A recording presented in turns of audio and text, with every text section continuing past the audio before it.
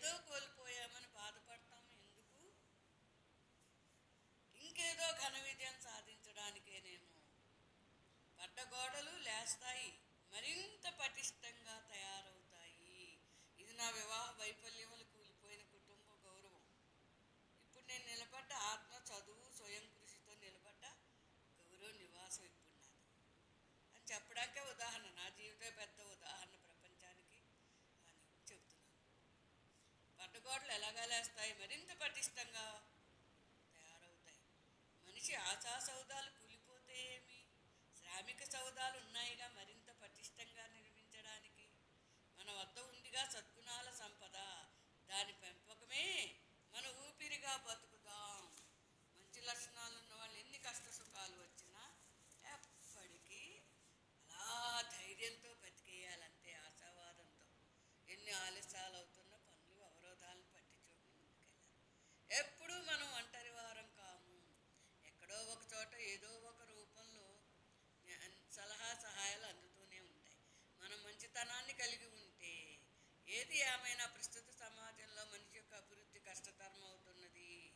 అంటే ఈర్ష, అసూయ, ద్వేషం, పగ, పక్క వాళ్ళు బాగుపడకూడదు అనేటువంటి లక్షణాలు ఉన్నవాళ్ళు మన చుట్టూ, మన ఇంట్లో బయట ఉన్నారంటే మన అభివృద్ధికి అవరోధాలు వస్తాయని చెప్పడం. వృత్తి గౌరవం, వ్యక్తి గౌరవం, కుటుంబ గౌరవం, ధన గౌరవం, వీటన్నిటి మధ్య వ్యక్తిత్వాన్ని నిలబెట్టుకోవడాలంటేనే మనుషులు అష్టావధానాలు, సహస్రావధానాలు చేస్తున్నారు. ఏది ఏమైనా నేను మానవ జన్మనే ప్రేమిస్తాను, అభిమానిస్తాను. మన జన్మలో శ్రమ, ఆత్మసంతృప్తి జీవితంలో సాధించడానికి మనమే ప్రయత్నించాలి. దానికి మనసు సహకరించాలి. మన మనసుని మనమే మమకారంతో కంటికి రెప్పలా కాపాడుకోవాలి. ఇదొక మంచి కవిత అన్నమాట.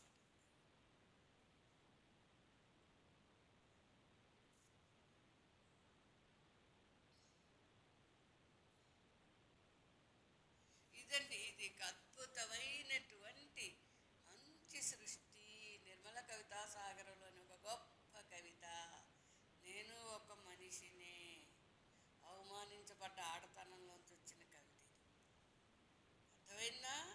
మగవాడు అవమానిస్తే అతను ఆ అవమానాన్ని పట్టుదలగా, ప్రతిభగా, లక్ష్యంగా మార్చుకున్న నా జీవితం నాకు చాలా గొప్పది. 10 మంది మీద ఆధారపడి భోజనం చేస్తున్నటువంటి వాళ్ళకన్నా కూడా పెద్దవాళ్ళ మీద, ముసలాళ్ళ మీద నా జీవితం నాకు గొప్పది.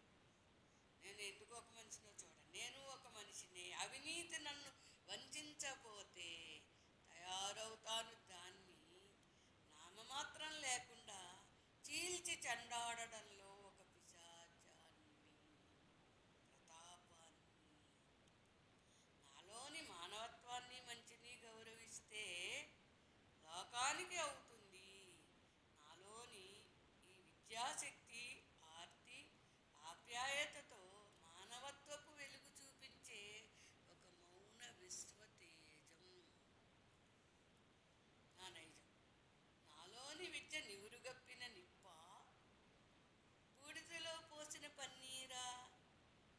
ఈ ప్రపంచానికి ఏమైనా కానీ నా ఆత్మని, మనసుని నేనే వంచుకోకుండా, ఇతరుల వంచనకు గురి కాకుండా, నా కన్నీరు నేను తుడుచుకుంటూ, కన్నీటిలోంచి పుట్టిన పన్నీటిని మాత్రమే ప్రపంచంపై వెదజల్లుతాను. చంద్రునికి ఉంది ఒక మచ్చ. నా కుటుంబ జీవితాన్ని భగ్నం చేసి ఎవరో కసాయి దుర్మార్గుడు, మృగాడు, నరరూప రాక్షసుడు పెళ్లి పేరుతో కసాయి వేసిపోయిన ఒక మచ్చ. అది విద్యా ప్రపంచాన్ని, ప్రకాశాన్ని పెంచడంలో అయ్యిందిగా గొప్ప దీక్షగా. నేను ఎవరికీ అంతుపట్టని అగాధాన్ని. నా మంచి లక్ష్యాల సాధనలో ఎన్నో వ్యతిరేక శక్తులు ఎదురైనా నేను వంగిపోవను. అవినీతికి, అన్యాయానికి, అధర్మానికి లొంగిపోవని కఠోర వ్యక్తిత్వాన్ని, ఎవరికీ అర్థం కాని దృఢ సంకల్పాన్ని, సత్సాంగత్య సాధనలో ఎల్లప్పుడూ నిరీక్షణని. నేను ఒక మనిషినే. మానవ జన్మ సార్థకం అంటే కాదు కేవలం భార్యాబంధమే.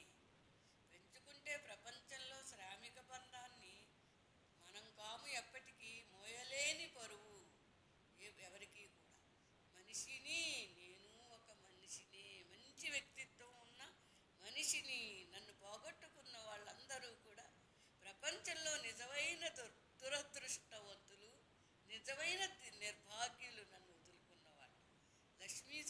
ఈ యొక్క